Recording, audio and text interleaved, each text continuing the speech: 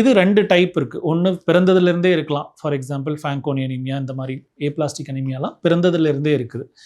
இல்லை ஒரு சில கண்டிஷன் வந்து அக்வயர்டு ஏப்ளாஸ்டிக் அனீமியா, குழந்தை பிறந்து வேறு சில ப்ராப்ளம்னால, ஃபார் எக்ஸாம்பிள் இன்ஃபெக்ஷன்னாலேயோ இல்லை ஜாண்டிஸ்னாலேயோ ஏற்படக்கூடிய அக்வயர்டு ஏப்ளாஸ்டிக் அனீமியா, இதுக்கும் நம்ம டிரான்ஸ்பிளான்ட் மூலமாக கம்ப்ளீட்டாக சரிப்படுத்தலாம். ஸோ பிளட் ரிலேட்டட் ப்ராப்ளம்ஸ்னு எடுத்துக்கிட்டிங்கன்னா தலசீமியா, சிக்கிள் செல் அனீமியா, ஏப்ளாஸ்டிக் அனீமியா, சில குழந்தைங்களுக்கு ஜெனட்டிக்காகவே பிறக்கும் போதே வந்து அவங்களோட தடுப்பு சக்தி வேலை செய்யாது. இதை தான் நம்ம பிரைமரி இம்யூனோ டெஃபிஷியன்சின்னு சொல்கிறோம்.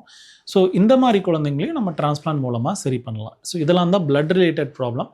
கேன்சர்ஸ்னு எடுத்துக்கிட்டிங்கன்னா blood cancers, so acute lymphoblastic leukaemia, acute myeloid leukaemia இப்படிலாம் நம்ம சொல்கிறோம்.